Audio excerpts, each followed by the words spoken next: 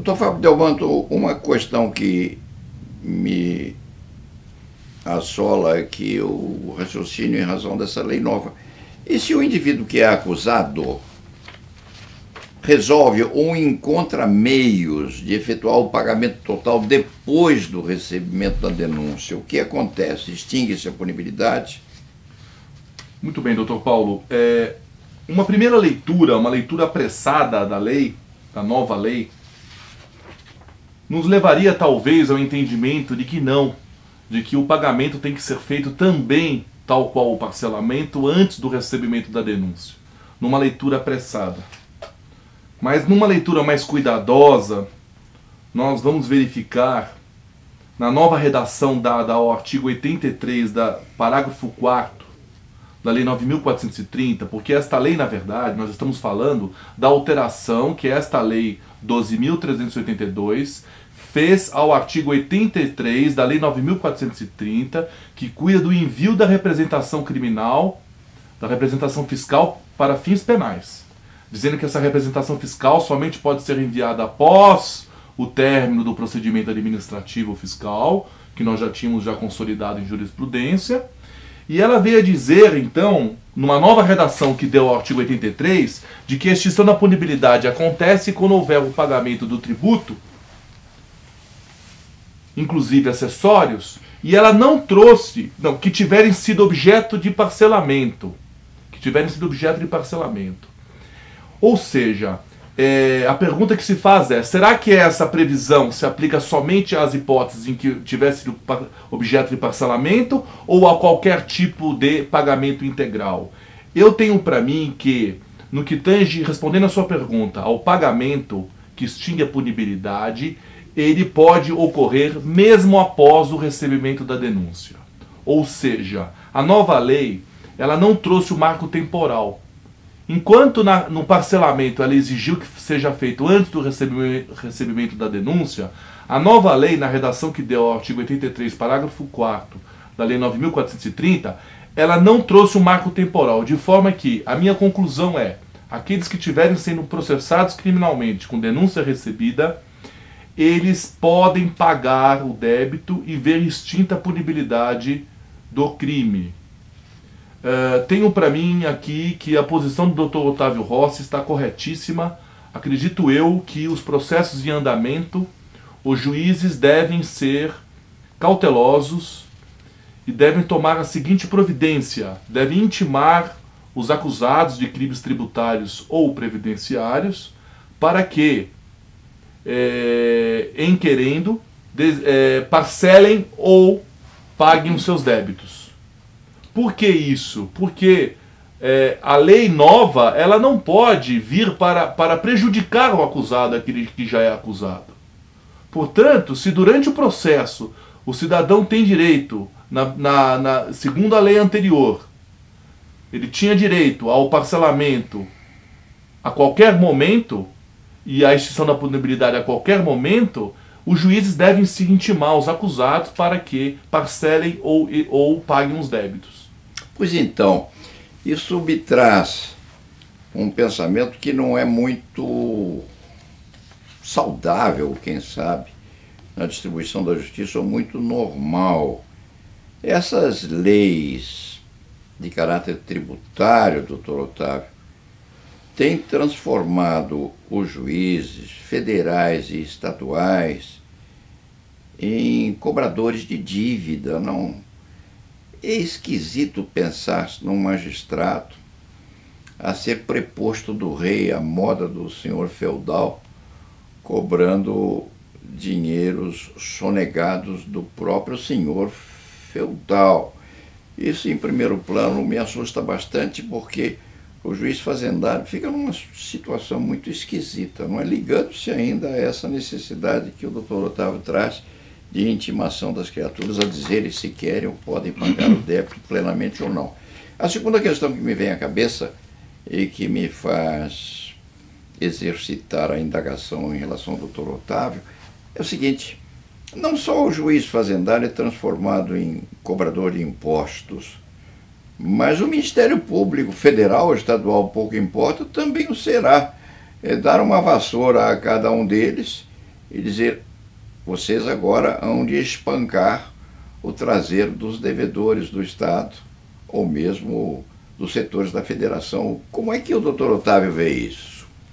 Vejo também com a mesma preocupação, porque se levar em consideração, doutor Paulo, que você não tenha promotores públicos, promotores de justiça, que peguem a cada processo e exercitem a honrada profissão com muita atenção, vai exatamente acontecer o que o senhor está dizendo, porque o promotor, pessoa física, pega aquele processo, verifica que não houve pagamento e já elabora a denúncia.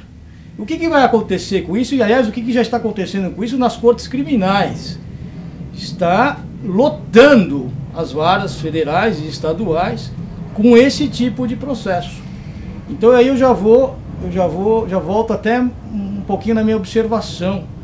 Eu creio que aquele promotor público sério, que pega o processo, examina o processo e verifica ali que não houve o parcelamento ou não houve o pagamento, que este promotor público, ele tome a providência de se pedir ao juiz, ou até ele mesmo, se intime o réu para saber se quer fazer o pagamento ou não. Mas aí já me preocupa o seguinte, doutor Paulo Sérgio Leite Fernandes e Fábio.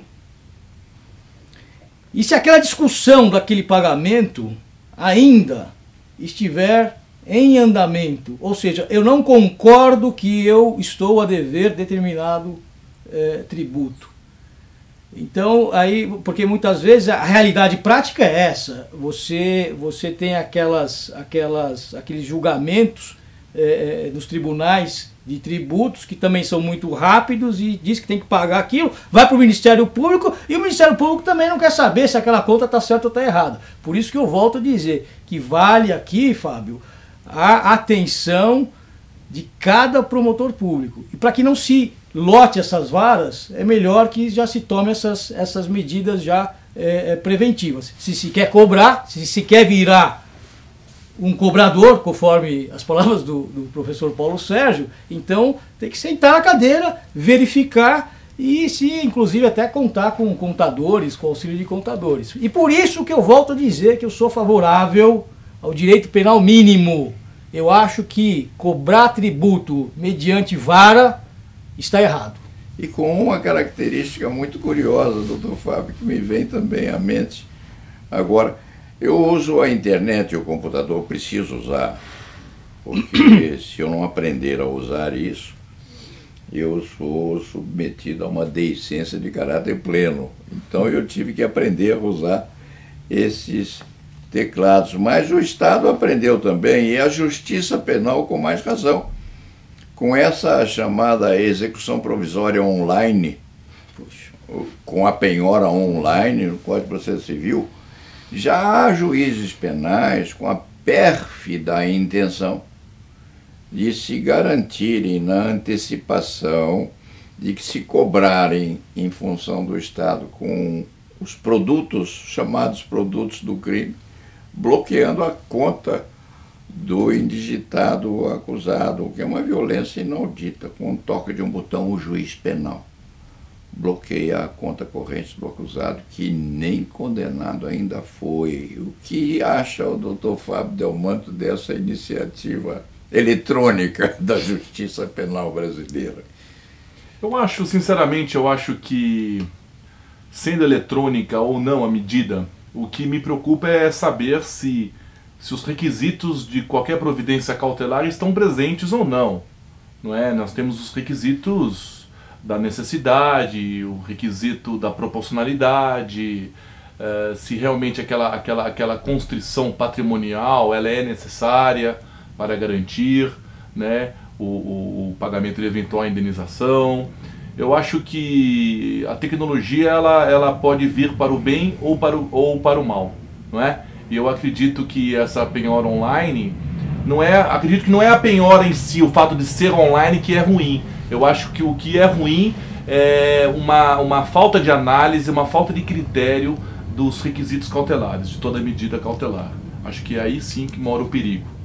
Mas se me permite, doutor Paulo, ingressar um pouco na questão a pergunta que o senhor colocou, do pagamento, concordo com o doutor Otávio. Eu acho que o promotor, na hora de oferecer a denúncia, ele já tem que pedir ao juiz que intime o acusado a parcelar ou a pagar o débito, caso não o tenha feito, e o juiz deve fazê-lo.